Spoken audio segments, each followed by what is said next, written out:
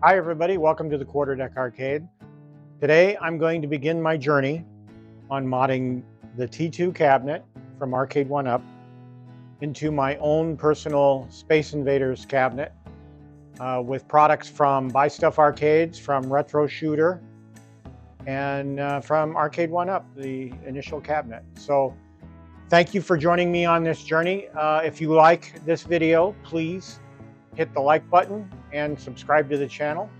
I do a weekly podcast called Crossdeck, and I put out other content as my heart desires. So follow me on this journey. We're going to take this cabinet from stock to custom, and hopefully the finished product will turn out the way I had hoped. And thank you for joining me on this journey. I wanted to take one last look at the Terminator 2 Arcade1Up cabinet in its original form before I disassembled and removed the components that I don't need. I really liked, even though I didn't have any nostalgia for this cabinet, I really enjoyed the artwork. I thought it was a pretty cabinet. It looked good in my arcade. The game itself I thought was fun to play. I didn't have a lot of nostalgia for this cabinet, and I wanted to make something my own. And when Buy Stuff came out with their mod kit or integration kit, I jumped at it because this would allow me to do something that I wanted to do. And so this is what started me on this journey.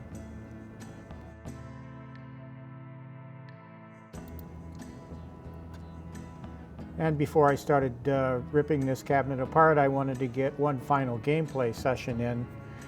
And you know, as I said before, I did enjoy playing this game. I thought it's a fun game. I didn't play it in the arcade back in the day, but I loved the concept of the game, shooting Terminator robots, and it was very fun. Okay, now that we've got the final gameplay out of the way, it's time to shut this Arcade1Up T2 cabinet down for the final time before we disassemble and gut it. And I'm just going to pull it out of position here so I can easily access the back panel. And then we'll get to it. First, I'm disconnecting the light guns here. And I wrap them up and set them aside. I was okay with the Terminator 2 guns. Again, I didn't play many shooters back in the day, so I don't have a lot of shooter experience, but I enjoyed the Arcade1Up version of this game pretty well. I just didn't. I wanted something different.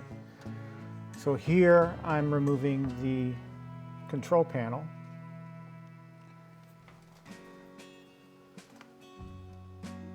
And then we're going to slide that control panel out and disconnect it from the Arcade1Up PCB that's on the back of the monitor. And then we'll just set that aside once we're done.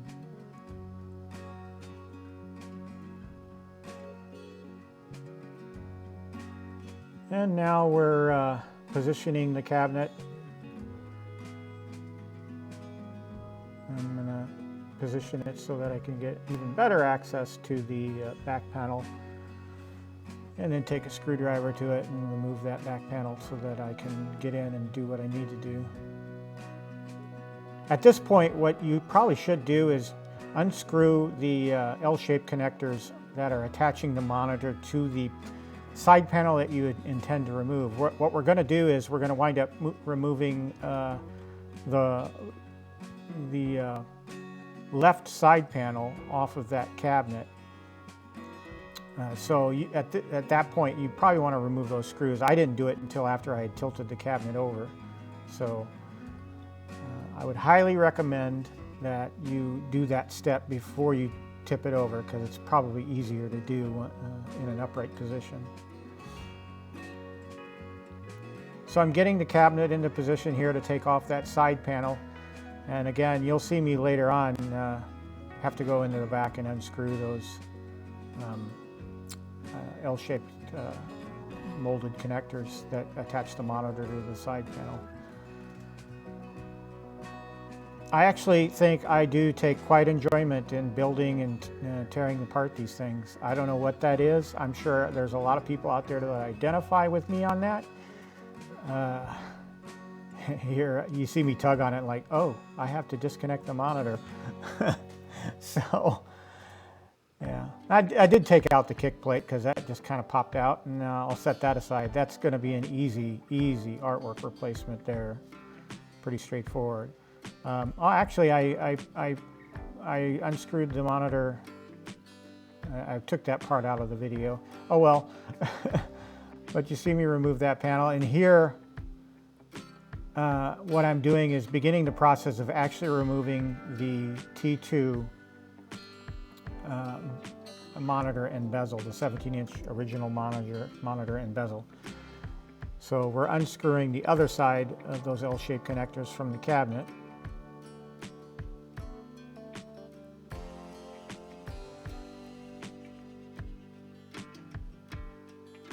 I think these L-shaped connectors are probably the most awkward pieces to work with in an assembled Arcade1Up cabinet, because you got to kind of maneuver your screwdriver in there and get at it, and all the other screws I think I don't have a problem with. It's when I have to do the monitor that I have difficulty. So that once we've unscrewed it, that monitor lifts right out, and again, this is a piece that you just set aside.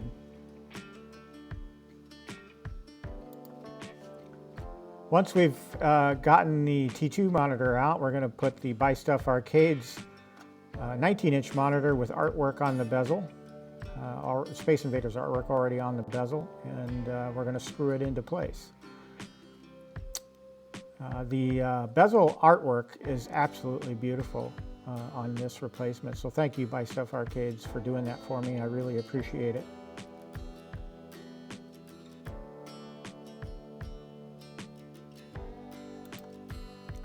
Now the fun begins. Here we have the riser up onto my workbench, and we're going to actually use painter's tape to tape the first piece of artwork down onto the side of the riser. And what that allows us to do is position it, and then once we get the tape on there, then it won't move, and then we can just work on peeling off one side of the backing so that we can get the artwork, start laying down the artwork. And as you can see, I tape in the middle on both sides to keep it from moving.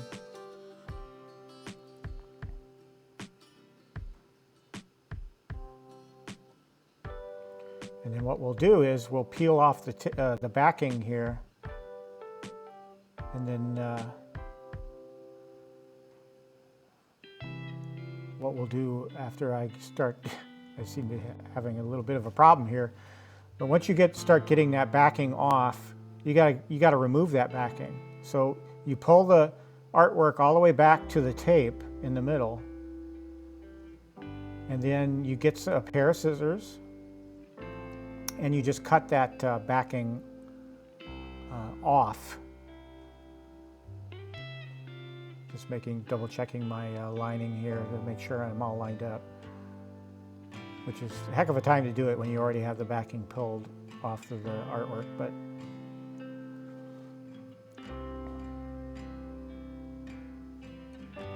and then you just remove that piece and just toss it aside, and then you start working on laying down your decal. Now, I recommend during this step that you use some sort of sharp edge. Now here, on this first piece of artwork that I'm doing, I'm using a sharp edge putty knife, plastic putty knife, which I don't recommend. And the reason why I don't recommend is because it scratches the artwork. And I did scratch this artwork a little bit. Not too bad. It's not too bad. You can't really notice it from a slight distance. But and then you just work so use something like a credit card or something that has a dull edge. You're not going to damage the artwork using that. But here you'll see me use this putty knife, plastic putty knife, and you just work it from side to side, from the middle out. That's how I go. And then you check for air bubbles as you go. So if you notice air bubbles crop up, you try to eliminate them at the spot that closest to where the air bubble is. And it's a slow process. You just keep at it and keep at it until you get the one end done. Again, side by side, just gently take your time with it. Don't rush it. That's the worst thing you can do with decal application, is artwork application, is rush it. So I'm going to smooth out any air bubbles that might have caught me there. And you've got one side of the artwork done. Yeah, I'm checking for air bubbles here. And you'll see that I also stuck a piece of tape on the side here. You didn't see that before, but I did do it later on. So you remove that piece of tape on the side and then both pieces of tape in the middle. Because now you've got one side of the decal already applied, but so now you want to remove your temporary painter's tape, make sure everything's still lined up as it should be.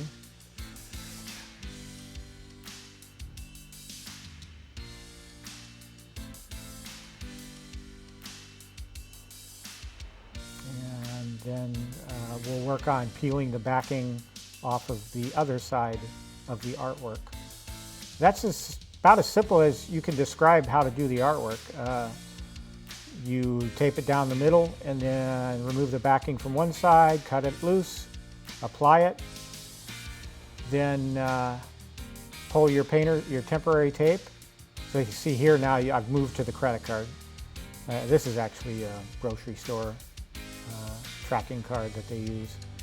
So I'm using that, and you just, again, work side to side and just do it slowly so that you make sure that you're not catching any air bubbles.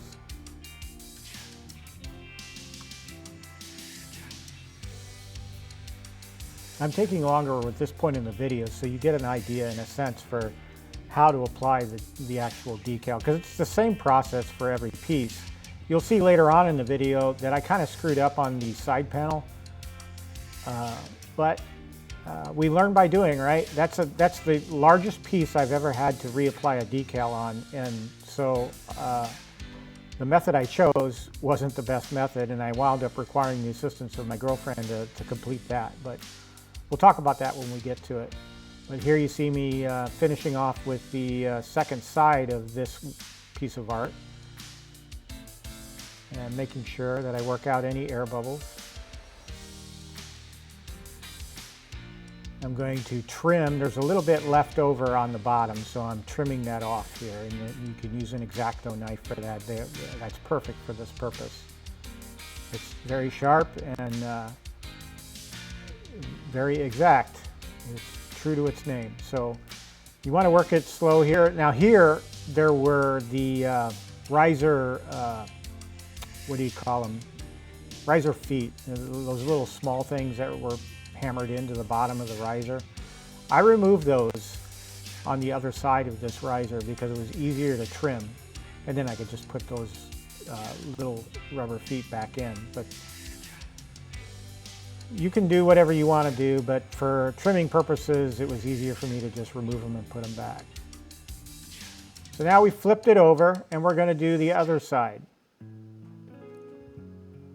And again, you want to pay attention to the alignment of this, and you want to make sure that your art matches, your artwork orientation matches the side panel where it meets the side panel art. Because if you flip this around, you're stuck, because it's going to look ridiculous, and now you've either got to buy a replacement piece of art, or I suppose in this case you could probably just rotate the you could take apart and rotate the riser side panel if you screwed up the orientation. But the same process, you want to just tape it down with painter's tape and then cut away the backing on one side.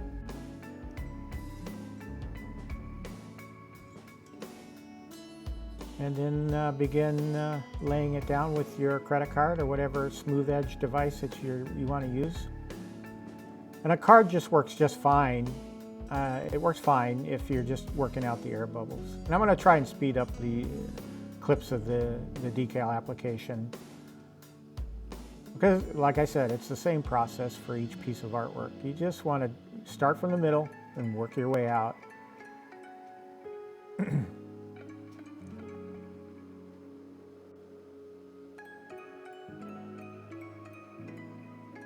Always checking for air bubbles. Now we're going to remove the backing on the second side after we've removed the painter's tape, and same process, just work the decal into place with your card or other smooth edge device.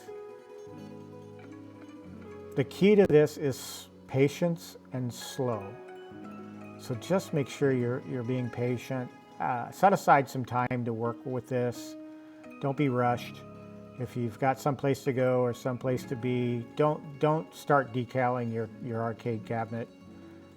Just set aside an afternoon and spend some time with this, because the slower you can go, the better, because you're really focusing on keeping those air bubbles out. And here I'm trimming again. Once again, I removed those feet, rubber feet, and then I hammered them back in after I finished trimming.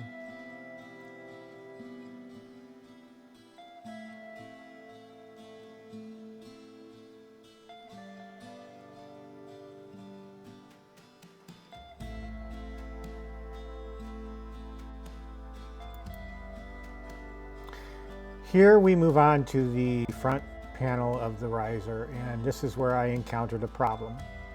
This artwork sent from Buy Stuff Arcades does not line up on the front riser panel of the T2 cabinet. So I had to get back with Buy Stuff Arcades to get me a replacement piece of artwork, which I haven't gotten yet. So you can see there I have about 3/4 of an inch space left on one side, and the top dips in that artwork don't match up to the riser panel at all. So yeah, I need to get a replacement for this, and they're working on it. And here we're going to do the easiest part of the decal application, or the artwork application, the kick plate. So this was the easiest part to do. Tape it down the middle with painter's tape, do one side, then do the other. So the only caveat is there's those two lips at the bottom of the kick plate that you wind up having to trim, and we'll get to that in a second. Beautiful, beautiful artwork though, isn't it? I mean, the concept they came up with for this artwork layout is just amazing. It looks gorgeous. So we're peeling the one side of the backing off to the middle, and we'll cut that backing loose.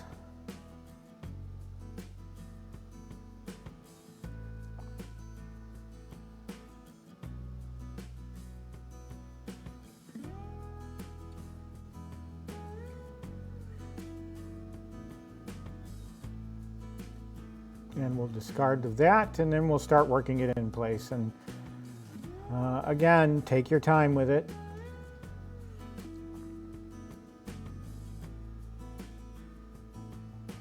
Just try to work out as many bubbles as you can.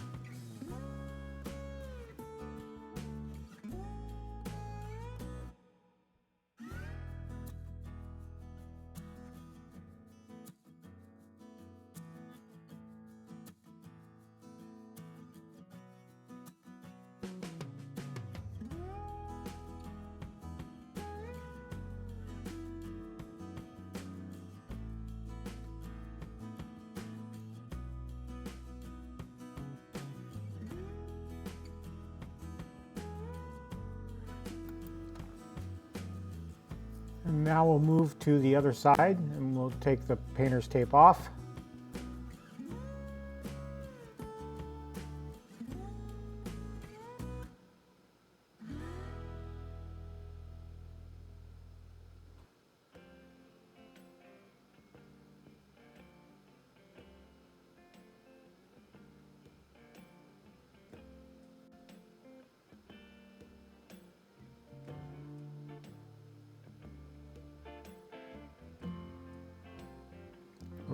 remove the backing from the other side of the kick plate artwork and discard that and start working the other side in.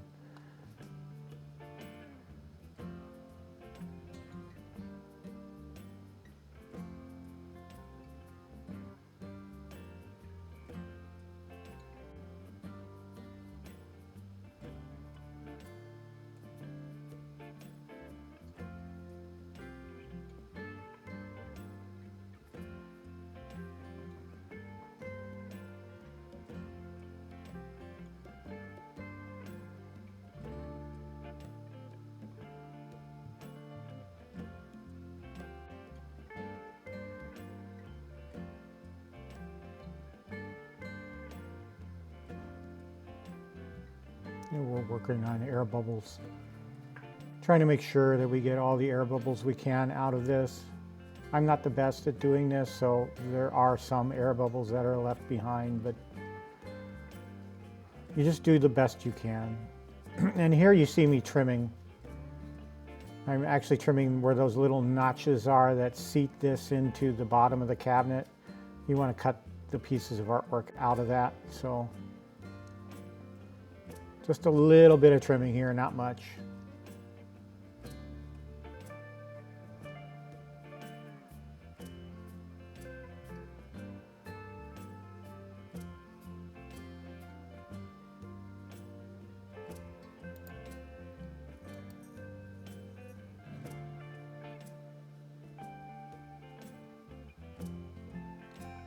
Okay, here we move on to the side panel, and this one was a tough one because I had never applied artwork on a piece this large before. So yeah, this was interesting. Again, beautiful artwork by Buy Stuff Arcades. I can't say enough about the artwork that they came up with this particular theme. And you know, once I got all this lined up, all I had to do was start taping, and I did tape down the middle with the painter's tape, but I got it in my head that I could tape this up in quarters and do it that way. Well, no, because if you think about it, you're doing, you know, you're peeling off backing from a section, cutting that backing away, and then laying that down. Well, if you've taped off everything above that, well then you see what I've done there. I've got the tape there in place in quarter sections. Well, you remove the backing to that quarter section point, and then what happens? Well, you get all of this smoothed into place, but then you go to do the other side and it's like, well, they're quarter sections now and you can't really do that. So you'll see what happened. I wound up having to pull the tape from every section above that first tape off point, and then now I had a very large section of decal to work with, and that required another person. Another person always helps anyway, so if you have someone that can help you in this process, I by all means recommend it. But I got this first piece section into place, and then thought to myself, oh well, this isn't gonna work. Again, I'm not an expert at this, so you know, it was we learn by doing, right? That's what it all comes down to. So I continue to work out the air bubbles here and make sure that it's good to go. Working on the air bubbles again.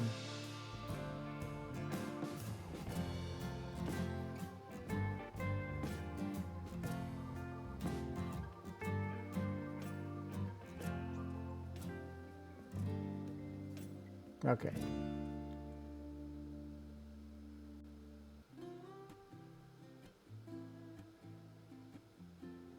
So you're seeing me basically remove all the tape, really, because now remember, if you did this straight down the middle, It's the same thing. You would have to remove the tape on the second piece of decal, and that's what I'm doing. I'm just pulling the tape because I basically have restricted myself to the point where the first quarter section was laid down to put the rest of the decal down.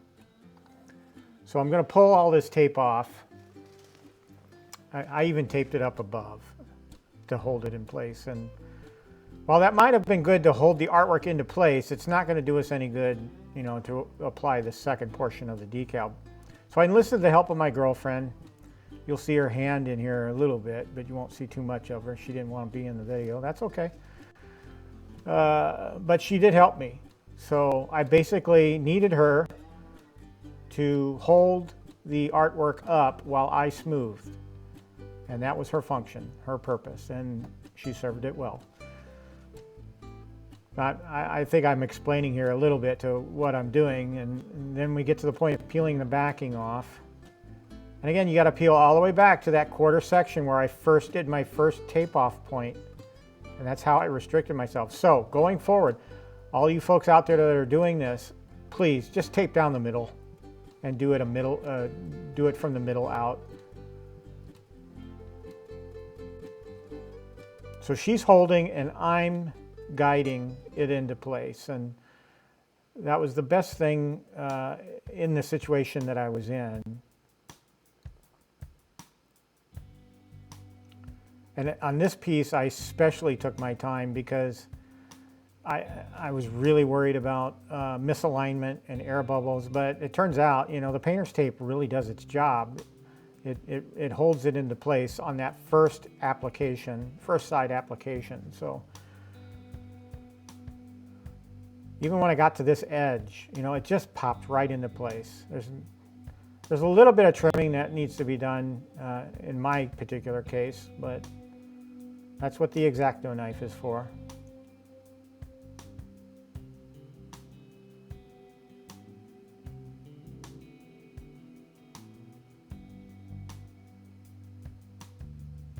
It just pretty much fell right into place. Couldn't ask for you know, for this being my first big piece, I think it went really well. Even if I did have that little taping hiccup. But I learned my lesson on the other side.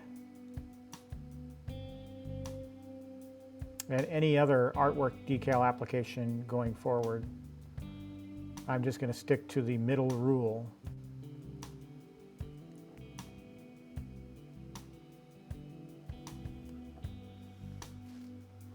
And we're just going to take a few moments to wipe down the artwork, check for any existing air bubbles.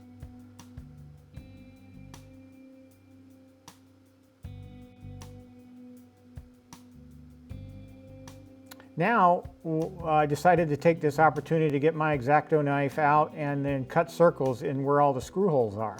So I went back through and felt for all of the screw holes, and then I just cut loose all of the excess or covering artwork so that I could get the screws in later. Now we're going to put the side panel back on. And since I've already cut loose the artwork from around the screw holes, it's easy to put the screws back in. T2 cabinet, not the easiest cabinet to realign the top part where the Marquee is installed, but this one actually went back on pretty easily. And so you just put all the screws back in where they need to be. I of course forgot to put the kick plate in, so I had to go back and do that later. You notice the kick plate is missing, so I had to actually unscrew one side and pop that kick plate in quickly. So we got one side of the artwork done, and here I am reattaching the monitor screws on the side that I had, or actually I'm rescrewing in the Buy Stuff Arcade's 19-inch monitor on the other control panel. You notice here I've got the kick plate in now, so I didn't put that in the video, but in between these segments I popped it back in real quick. Now I'm going to put the other side panel art on. Same thing, only this time I got wise and I'm only taping the middle. So don't think you can do this in quarter sections like I did, because it's not going to work.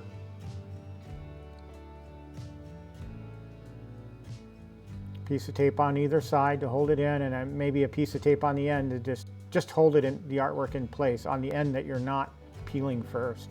So yeah, there I put a piece of tape up top.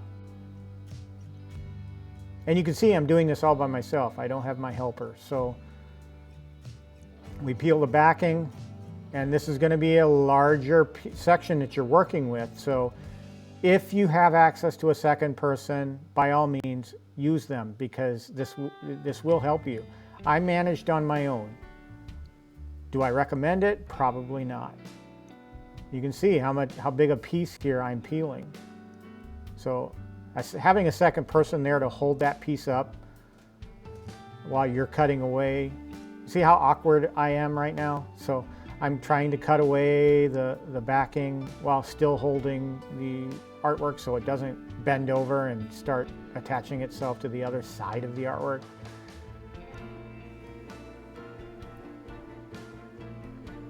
So yeah, you just start working it in as before.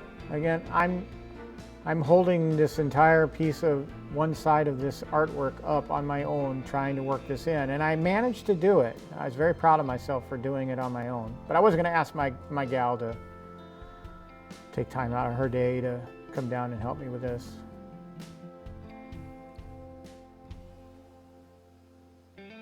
Smooth out all the air bubbles as much as possible. Can't say that enough. You want to get them as early as possible in the process. You don't want to have to go back after them after the fact.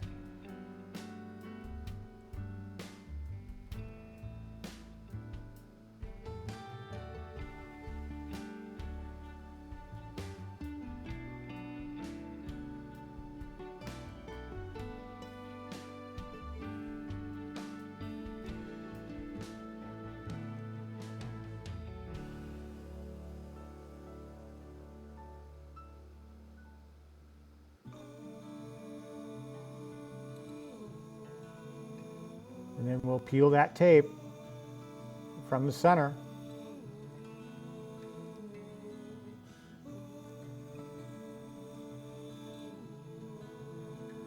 I don't know why, but I seem to have a difficulty peeling that tape off.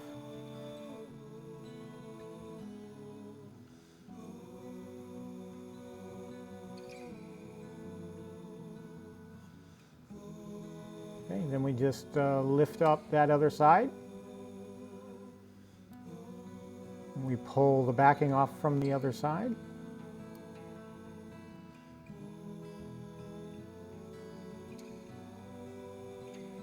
And repeat the process of working it in.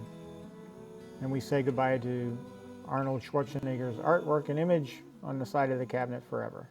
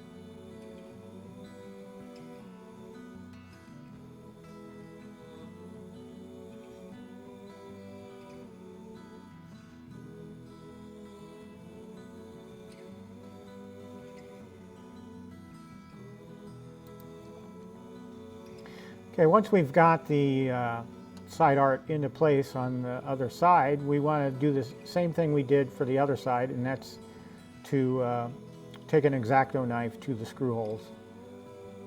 Make sure that your X-Acto knife is a sharp one, because if it's dull or has been used a lot and is dull, you're gonna struggle with these holes, because they're holes. They're not straight edges. So just make sure it's a sharp X-Acto knife. Standing the cabinet up for the first time since we've done all this artwork, and what a beautiful cabinet. I mean, when I first did this, I'm like, wow, that looks awesome. Said that under my breath. And we're going to set it on top of the riser. Again, that front riser art is missing. I'm going to have to go back and do that whenever I get it. And the marquee is missing as well, because the marquee did not work out either.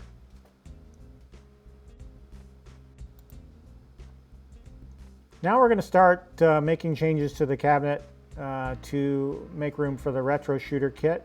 And so Buy Stuff Arcades has provided some Lightgun holsters, and here we are mounting, or preparing to mount the Player 2 holster.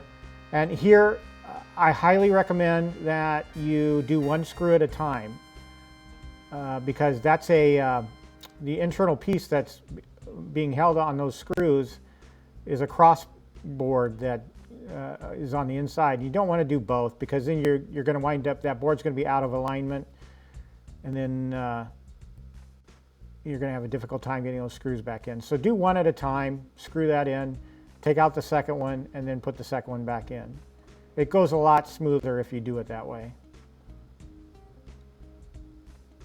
I'm just feeling inside here to make sure I didn't protrude on either side of that board on the inside. So yeah, get it, screwed in, and those screw locations work perfect for the Buy Stuff Arcades Lightgun holsters. They really do, and it's a perfect height. As you can see, the Lightgun fits nice and neat in there. I'm going to do the other side now. Same process. Do one screw at a time. I'm just loosening both up, and then we're taking out that top screw. Yeah, there, I said to myself, nope, I'm going to leave that one in for now.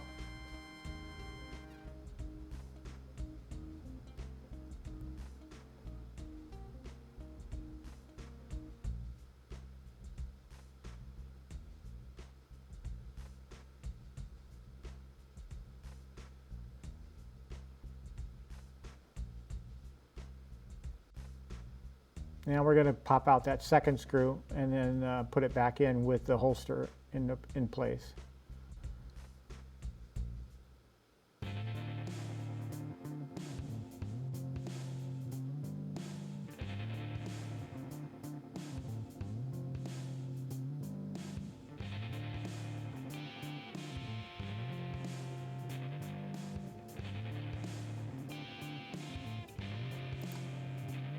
Here I'm just testing the height of the light gun holsters and making sure it's acceptable, and it is. They're at a perfect height, and they look great too on the side of the cabinet, especially with the colors that they are. Now that we have the cosmetic things taken care of, let's move to the meat of the mod, and that's the installation of the retro shooter console and its associated wiring.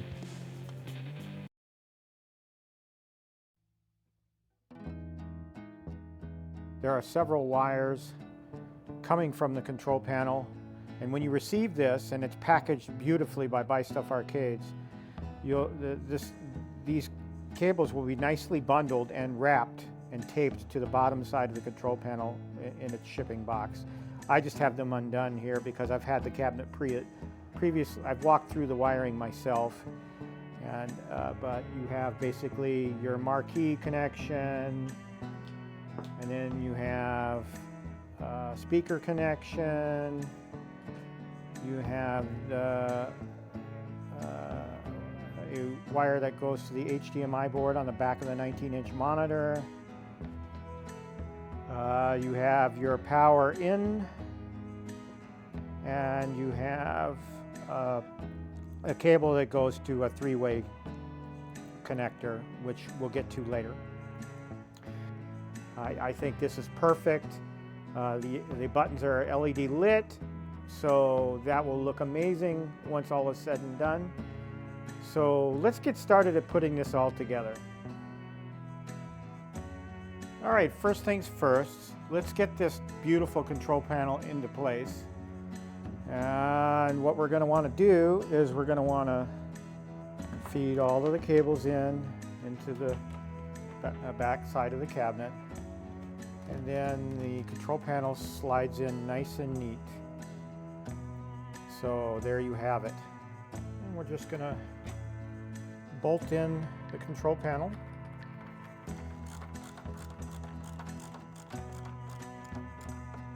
Not overly tight, but just tight enough to get it in there.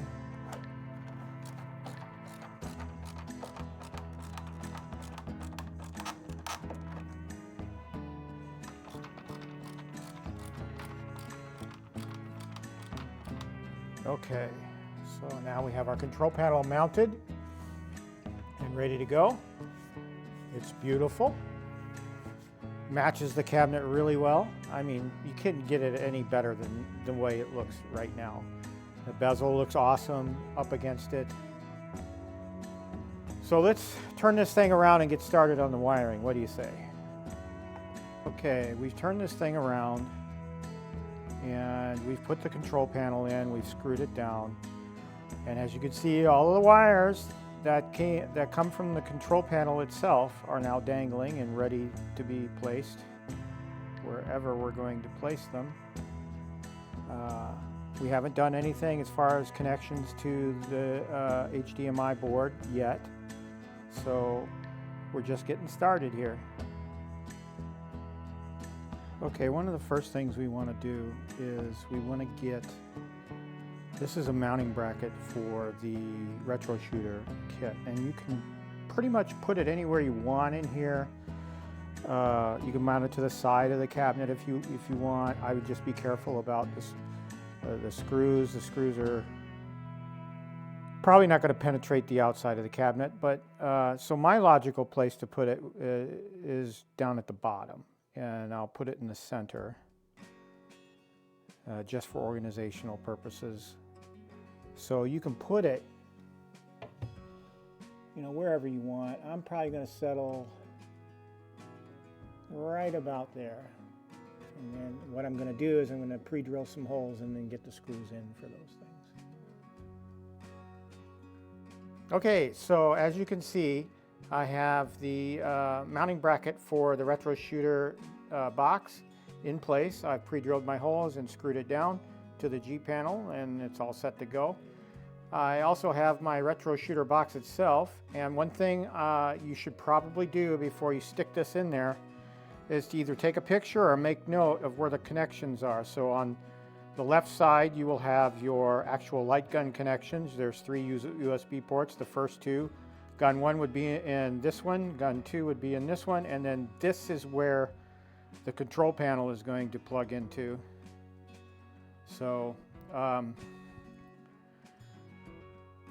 the other side, you have your pedal connections and your gun recoil connections for each gun. So player 1, I would assume, would be on the bottom there, and player 2 would be at the top.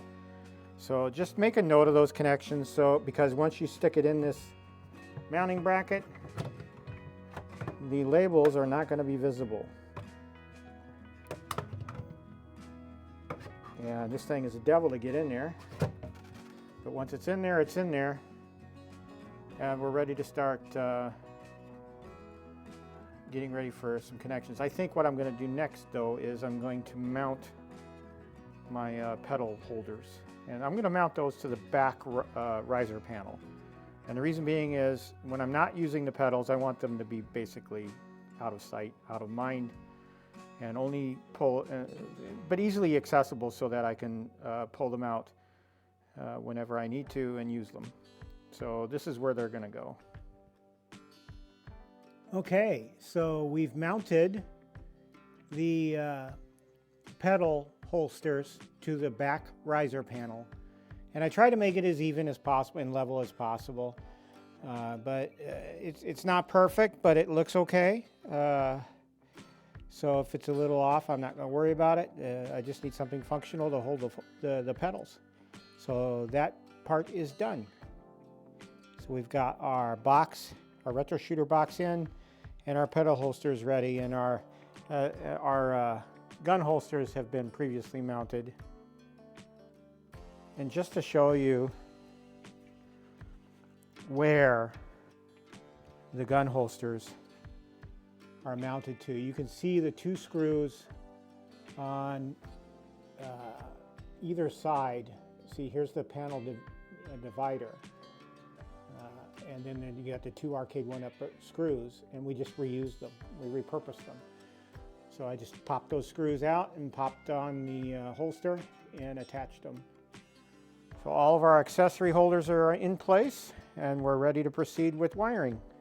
Okay, starting the wiring phase, we're going to start with the RetroShooter HDMI cable. Now the RetroShooter came with a thin ribbon HDMI cable, and we're going to reuse that for this purpose. So what we'll do is we'll run our cable into the cabinet, and then right here on the left-hand side of the HDMI board from Buy Stuff is the HDMI connector. And sometimes this board could be a little loose, so you just want to make sure you hold the board in place and snap that HDMI connector in place. Okay, then we'll take the other end of the HDMI cable and we'll plug it into the HDMI port on the back of the RetroShooter. So that's now firmly in place, and our first connection is done. Okay, the next thing we want to do is we want to take our guns from the RetroShooter kit, and we want to put them in their holsters and run the wiring. So what I'm going to do is place the first gun in player 1, and then we have the cables, and then what we want to do is carefully feed the cable. This is what I'm doing. You can do it. I've seen people that have cut holes in the front panel here and run the cables through that way. I'm just running it underneath the cabinet within the riser. So we're just going to shove as much cable in there as we can, and then we're going to go get it from the back side. Okay, so now we're going to locate the cable. You're going to carefully tilt the cabinet a little bit forward, because remember, you don't want to dump this thing, because it would be disastrous. So you want to find the cable and you want to pull it through.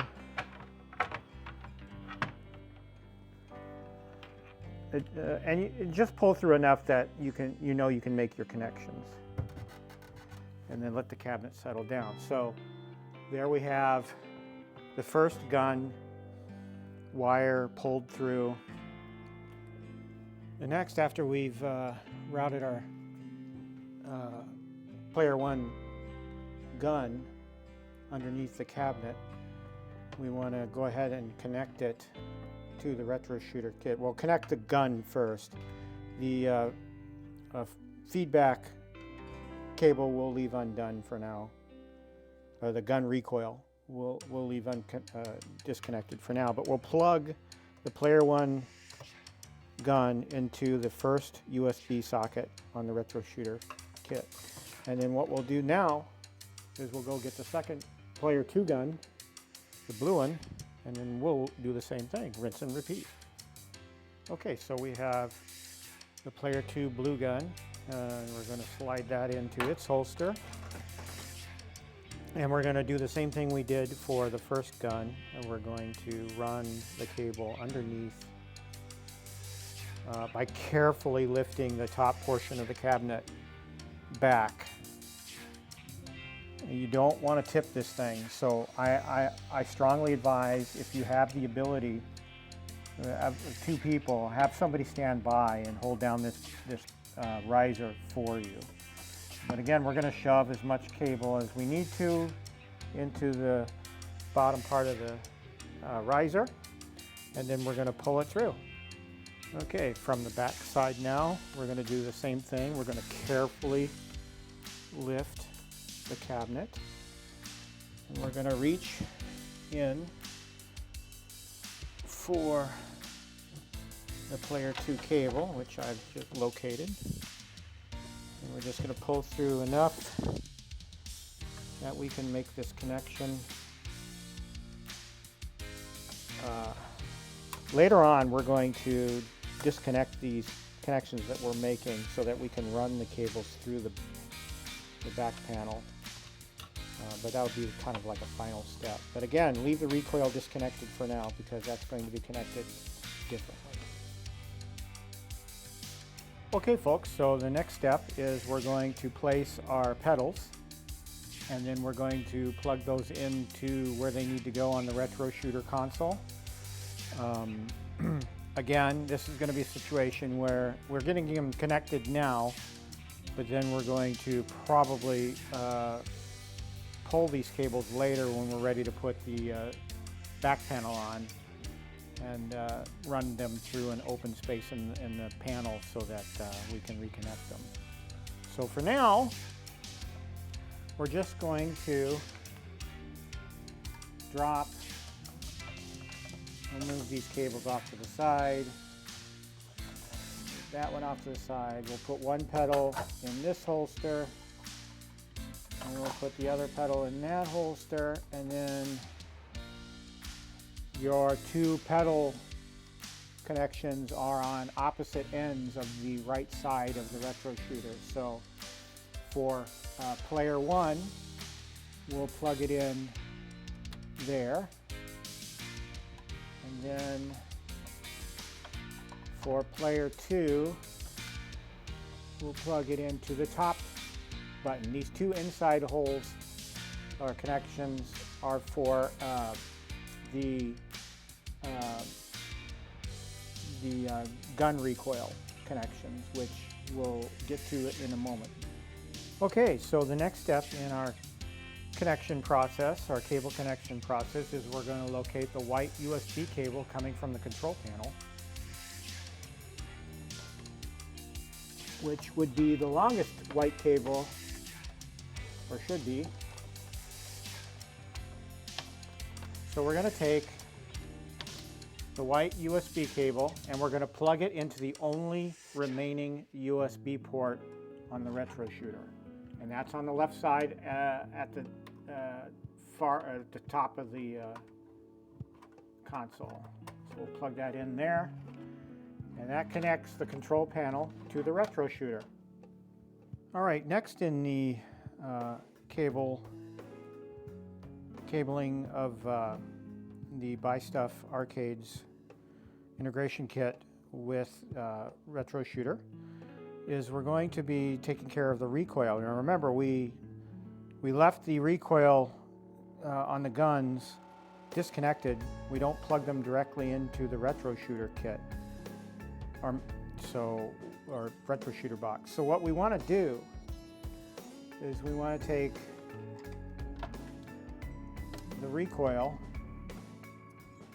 from each gun and plug it into this two-way splitter that is provided by Buy Stuff Arcades. And one end of the cable is the pink label recoil in. So that's what we're doing. We're feeding the gun recoil in. I've kind of lost, oh there it is.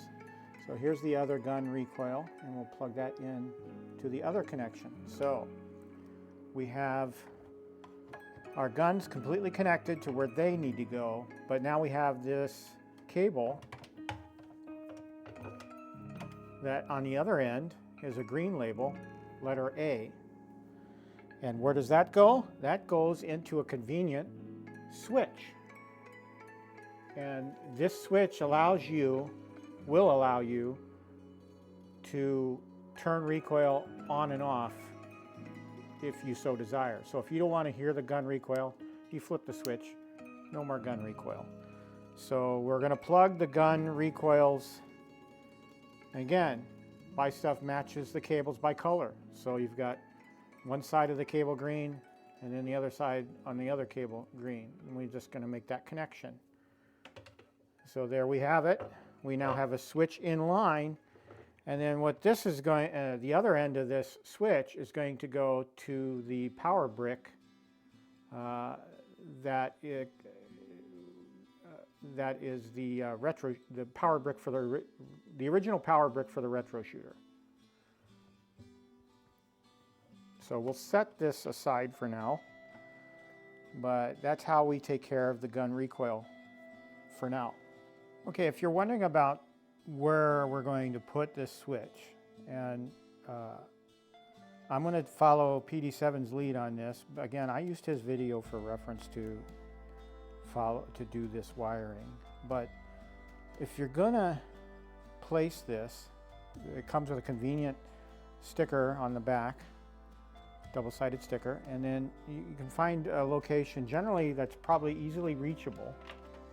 And I'm going to choose the same place Phil chose, which is right on the upper right side of the cabinet as you're standing in front of it. So I'll stick it there.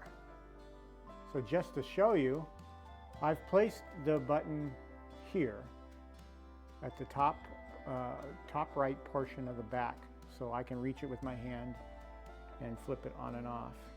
But again, you've got your green letter A connections that go down, and we'll rerun these wires when we're all done, said and done, just to make them nice and neat. But this will go to your retro shooter power brick eventually, but we're not going to get to that yet. The other end of this switch, of course, is going to your gun recoil on both guns. Okay, now we're going to be needing this special harness from BuyStuff Arcades that came with the integration kit. This is going to, one end is going to be connecting to the retro shooter power input. And if you look at this connection label, it says retro shooter. And then the other end of the harness has several connections. And this one will be connecting to another blue labeled cable. This one is labeled from harness, and the other end will probably say three-way. But so that's that. This end of the cable actually goes to the power input of the HDMI board. And then this end is what you will be using to connect the power for the IR modules. Now the IR modules are unique.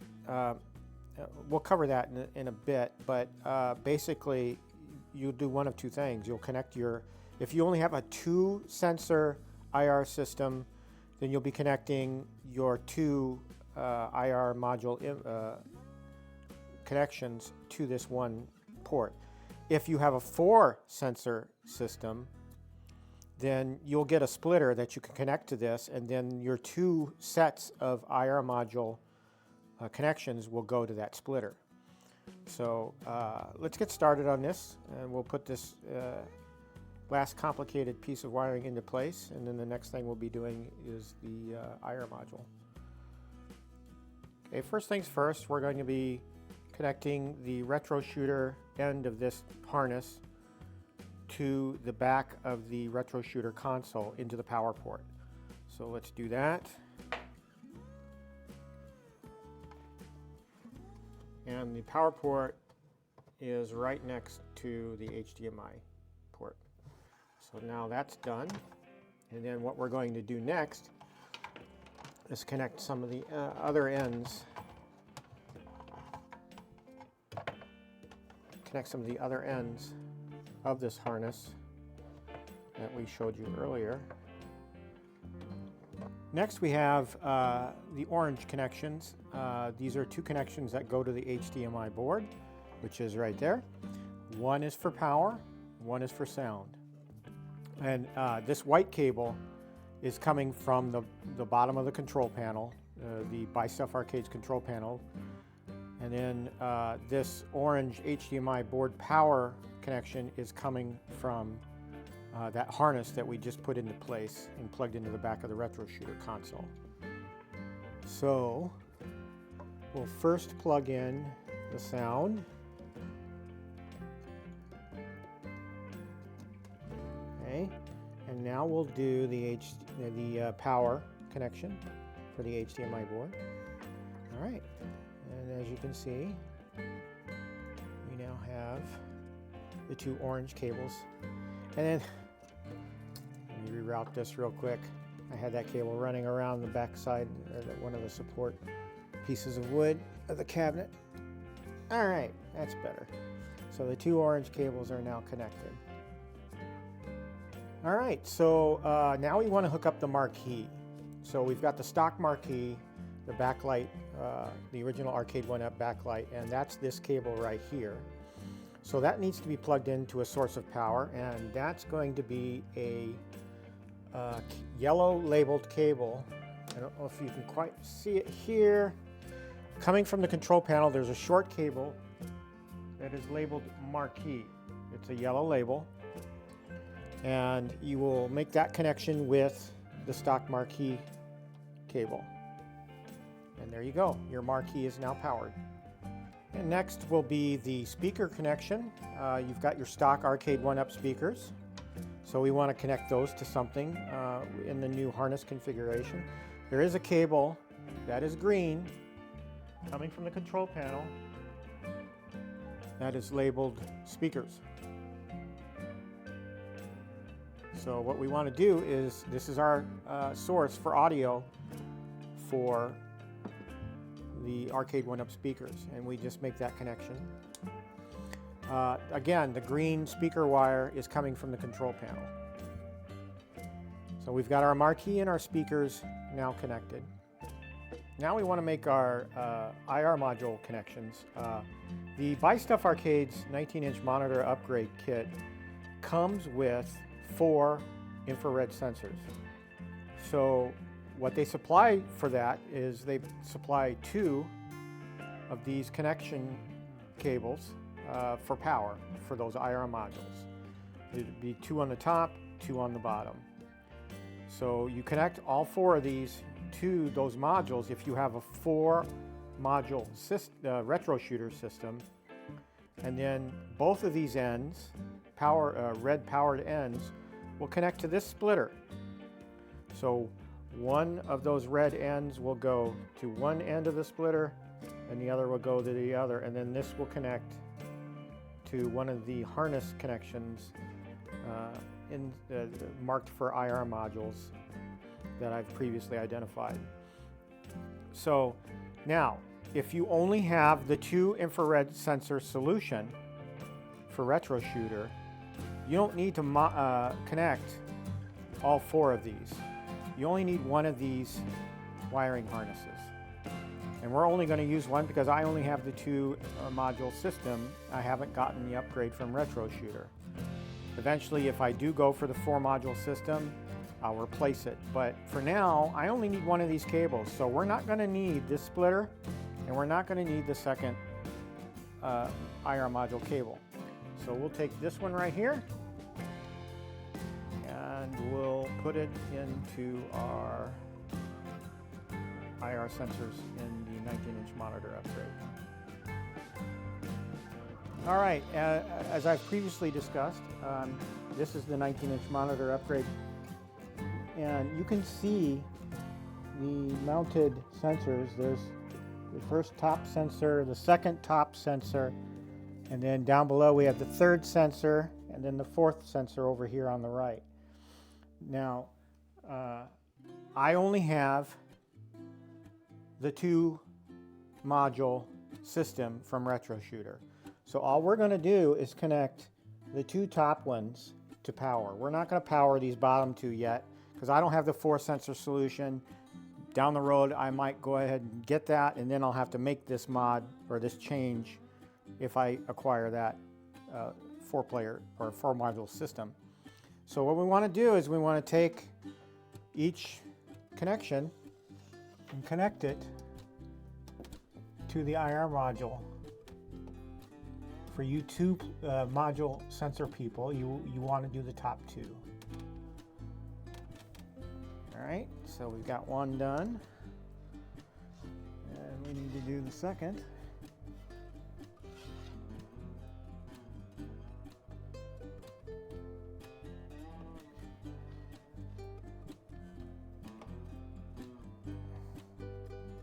I just gotta feel that connection because it's kind of awkward.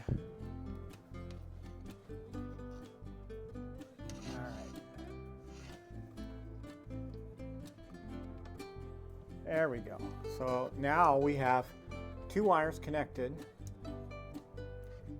and we have a 12-volt power input on the other end of that cable, so it needs to go to a power source. Now on that harness that we installed just a short while ago, one of the connections is a green labeled IR module connection.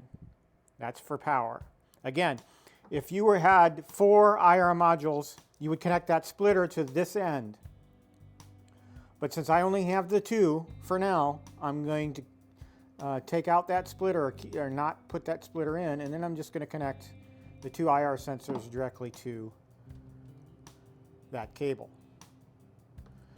All right. All right, next, we're going to connect the 2 blue cables. Now, one blue cable coming from the control panel is labeled 2 3-way Y, and that's the harness that we had put in just a short while ago. The blue cable on there is labeled from harness. So these 2 cables you want to connect.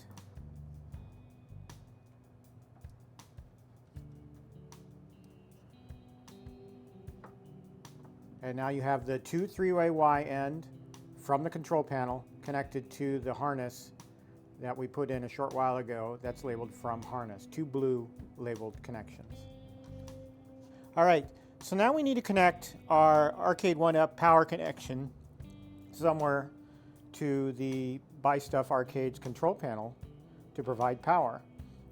And again, your T2, original T2 power brick is going to connect where it did before on the back side of this rear panel. But on the inside, you have 2 previous cables. One's labeled with a black label, one's a white power with a power logo on it. So the black cable's not going to get used. You can roll this up, tape it up, keep it tuck it nice and neat in there. But yeah, the black cable is not going to be used.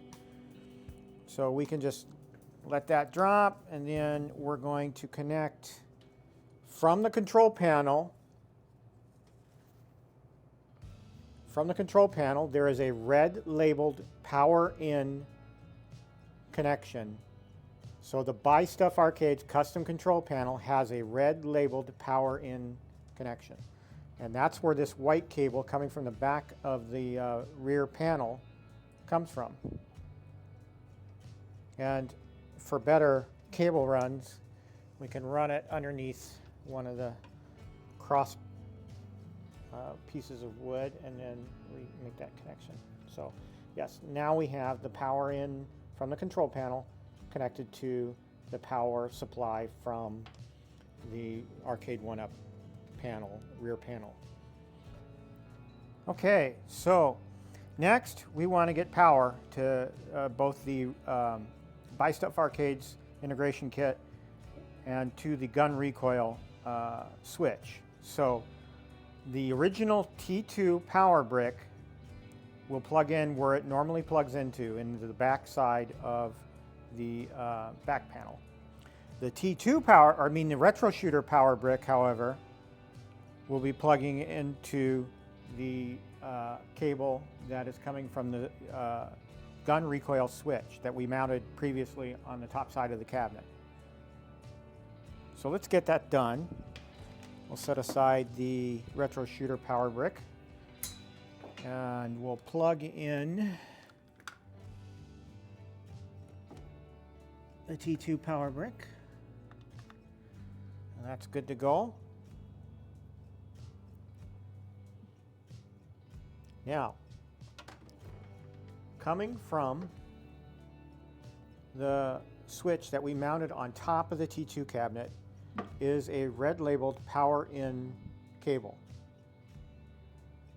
Now we want to plug in the retro shooter power brick to that.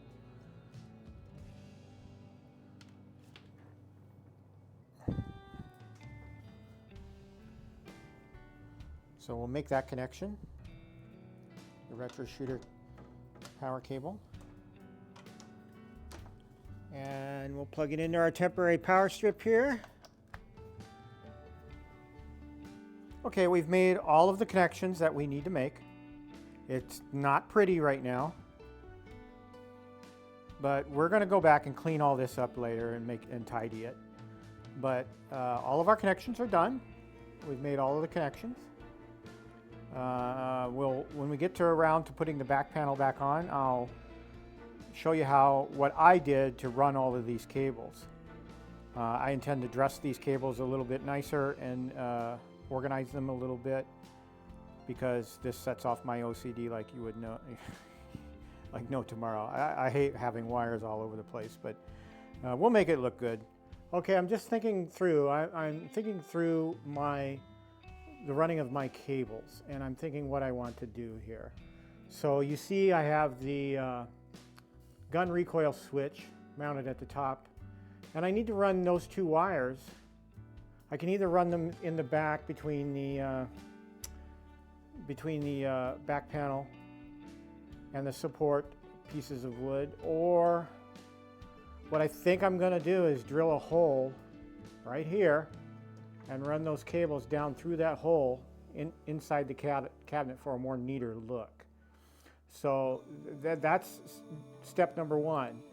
Step number two, I'll show you here in a second, but I need to be able to run all of these cables down below through a hole in the back panel. Okay, so the second part of my organizing the cables and providing a way in the cabinet is I want to put a hole right here. And as you can see right here, I have an assortment of rubber grommets that I bought a long time ago when I started getting into cabinet modding. And these come in handy, and they come in various sizes. But I'm going to go for the 1-inch grommet here, which means I need to drill a hole there. So this is a special tool, and I forget what they call these, but it's in your hardware store. I'm not a tool guy, so I couldn't tell you one way or the other what that is, but it's what you use to drill holes in thin things. And a lot of people use these to do their lighted control or lighted coin door mods. So I bought one to have it around. In PD7's video, you'll notice he cut this piece out, and maybe that was the easiest way to go. But I want a more, I guess, manufactured look. So that's my goal right there. I want that. So let's pick a spot here and start drilling. I probably need to move this up a little bit.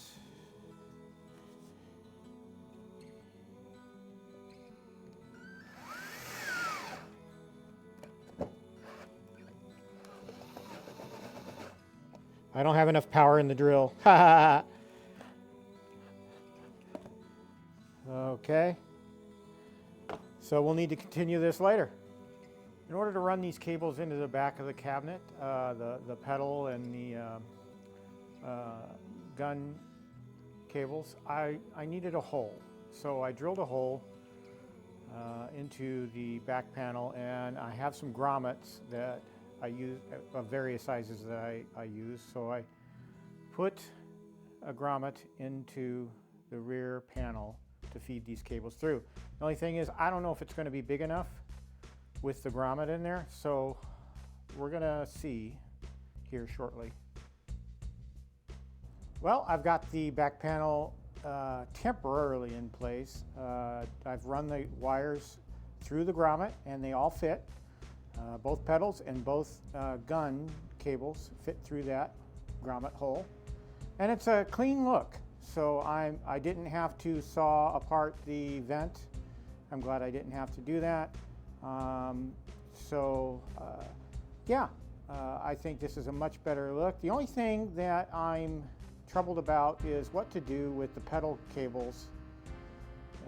This is a, I've got them still done up by twist tie, but yeah, once I've taken those twist ties off, those cables are going to be everywhere. So I would like to have something in place to do with the cables. Now for the guns, I've pulled all the excess cable through the front, and I'm just looping them around the guns for storage. So that's how I've got it wired up here. Now the only thing we have left to do is we have to route our our switch cables. Again, I want to put a hole there. So I got to wait for my drill to charge up a little bit before I can attempt that. But that's the next thing, and probably the last thing cosmetically and with the wiring. So let's wait a little bit, and we'll get the drill charged up, and we'll drill that hole. As you can see, I've drilled a hole into my top panel here for the gun recoil switch, and I've run the cables through that and inside the cabinet. So there are no cables other than the pedals and the guns coming out of the back of the cabinet. So I'm all buttoned up now. I've even put the screws back into the back panel. Everything is connected, and we're pretty much done except for the artwork replacement that I need to do on the front riser panel and the marquee. I need the marquee, and this will be a done project. Pretty much put the cabinet in its home where it's going to be, and this allows me to stand as far away from it as I want to.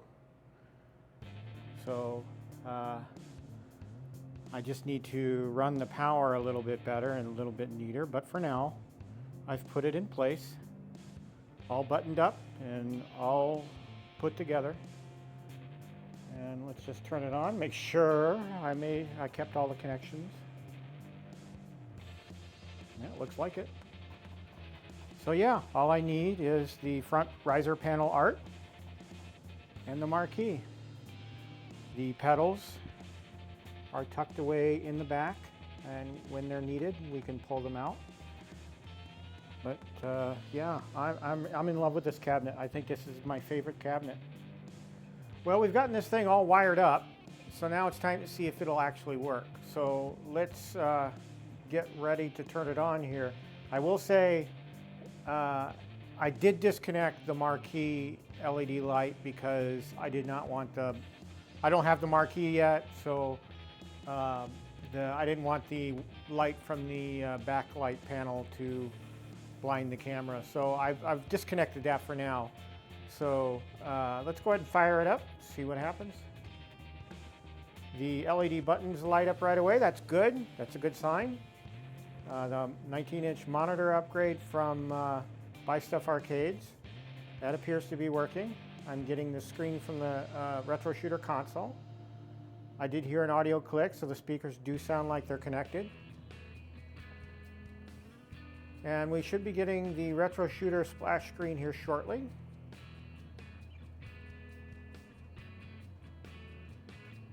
And there it is. Now we have the menu. Let's see if we can navigate the menu. And we do have audio. We have menu audio. That's good.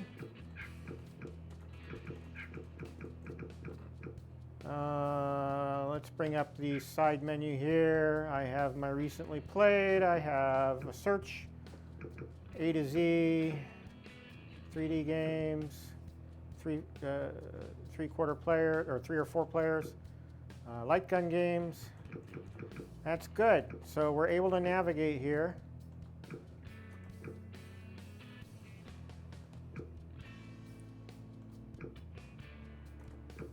let's close that menu. So now that we've at least verified the audio seems to be working, the control panel seems to be properly connected, and the monitor is obviously working, let's check out some gameplay. First on the control panel, a control panel game, and then we'll check out a shooting game after that. Let's check out some gameplay here with the, first we'll check out the Space Invaders game. Using the control panel, and see if the gameplay is okay.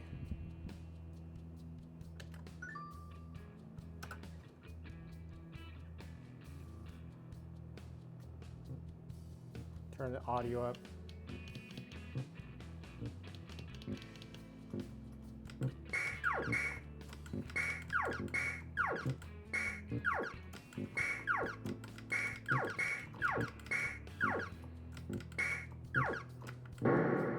The game appears to be working just normally with the control panel. That's good.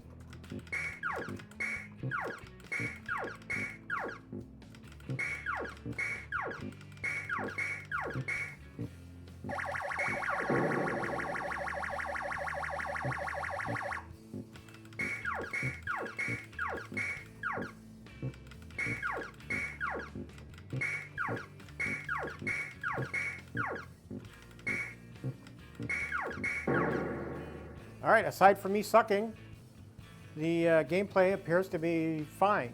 So the control panel appears to be working. We'll test this second player some other time, but it appears to be working just fine. So let's check out a shooting game and see what that experience is like. Okay, here we have Terminator 2. Again, this was the Marquee game on this cabinet before I did the retro shooter integration kit from Buy Stuff Arcades. So let's grab the one-player gun, and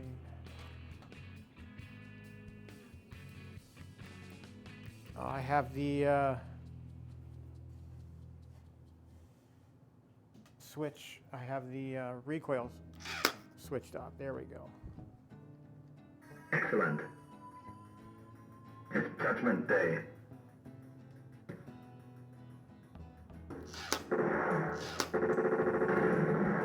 Nice shot. I gotta stand further back, which is probably why you're not seeing me.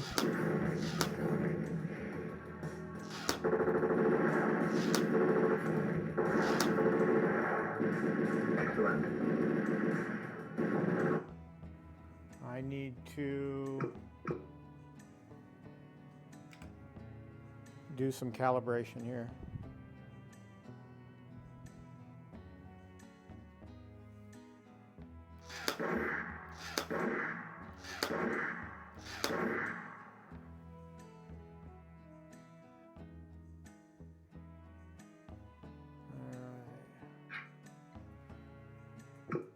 Hit continue. This is another nice feature of the Retro Shooter kit, is you can continue a game.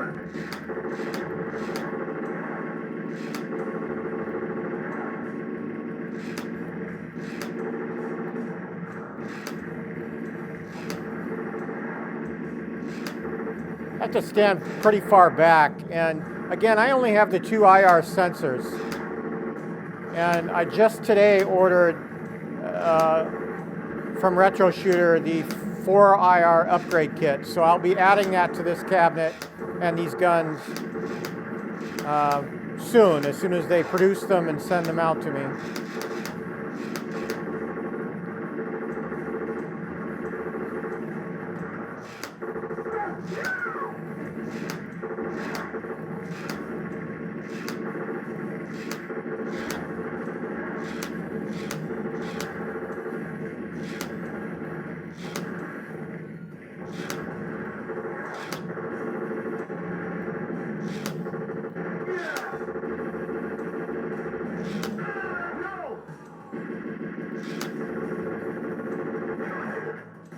All right.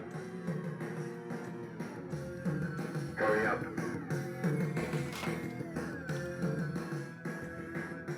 So I'm gonna go two-handed here.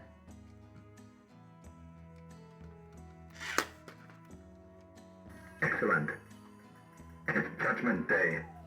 Well, let's see what happens here. I don't know if the blue gun is calibrated or not. Way to go.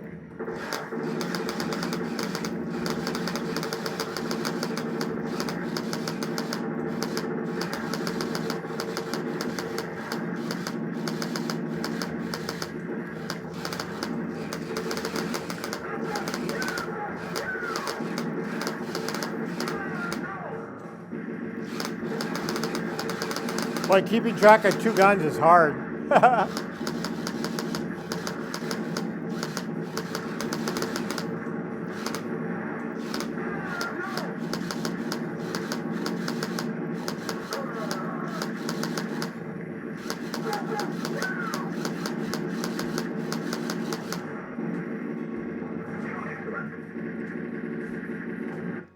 I need to calibrate the blue gun.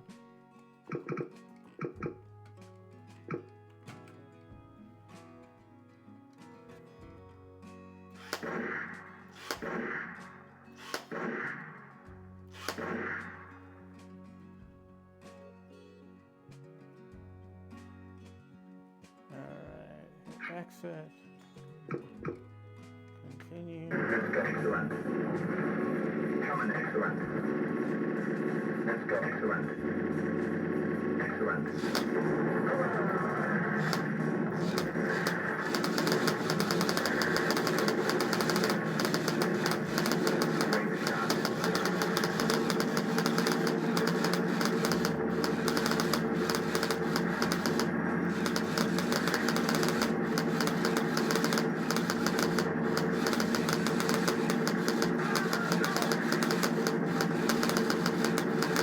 Ah!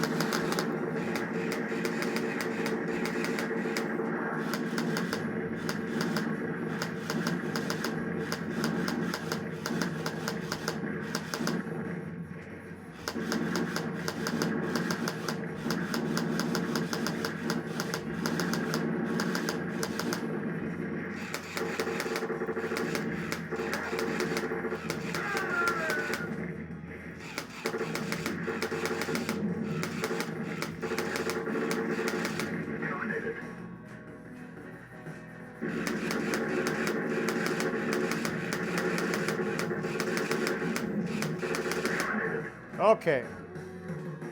Well, they both seem to be working. I suck at this game. And playing two-handed is just way too hard, so. I am the Anyway. future.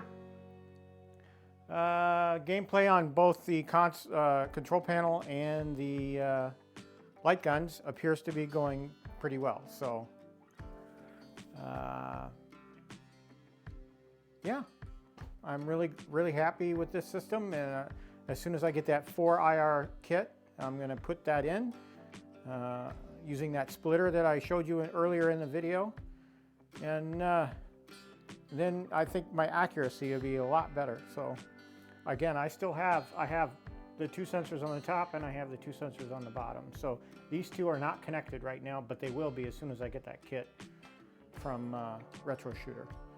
Well, I'm about 98% done with this cabinet. I still am waiting for the Marquee and the front riser panel replacement from Buy Stuff Arcades. Hopefully I'll get those soon. The artwork that is on the cabinet now is absolutely stunning. I am in love with it. This artwork holds a lot of nostalgia for me, so it just pops. The color in this artwork just pops for me. The control panel, amazing work by Buy Stuff Arcade. Same thing goes for the 19-inch monitor replacement with the matching artwork and the 4 IR sensors. It's just beautiful. The whole thing as a package is just beautiful. And this is a cabinet I'm not going to let go of anytime soon, probably ever. So I hope that this video was informational for you. If you've gotten some things from it that you can carry on into your own T2 mod, I hope that the video was helpful in that regard. And if you like the video, please hit the like button and subscribe to the channel. I would greatly appreciate it. Thanks for watching, and I'll see you on the next video.